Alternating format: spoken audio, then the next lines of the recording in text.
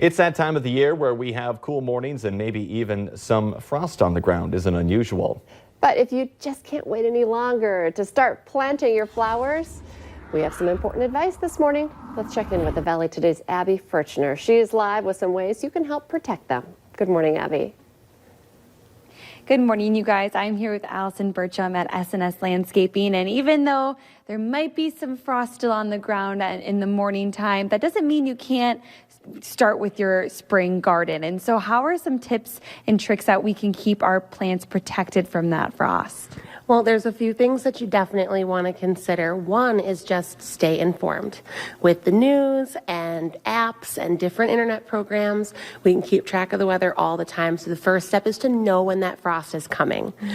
Next, of course, whether it's fresh vegetables that you're just planting outside or budding apple trees that you're looking to protect the blossoms, or even annuals containers that you've freshly planted, you want to make sure that when we have that frost coming, that those things are going into the cold night nice and wet. So you want to water to keep that soil temperature up at night. Lastly, the other thing you can do is just protection. You can get those things covered up, anything with soft buds or soft new growth. You can take an old bed sheet or a frost blanket, something fibrous to cover those things up, and that'll keep that frost held up off of your brand new growth. And so let's really quickly talk about vegetable gardens. If people have kind of been starting those in their homes, can they kind of bring them back and forth now?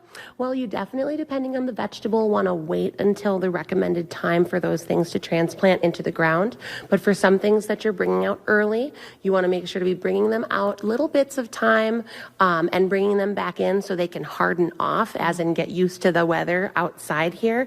But also, if we are going to get a late frost, you got to make sure to know about it and get those things covered up. Okay, that's all really good advice. And I love how you can just cover it with a bed sheet or a towel, anything really that can protect those plants. And in just a few minutes, we'll talk about some of those plants you'll want in your garden this year. All right, Abby Furchner reporting live for us this morning. Thank you.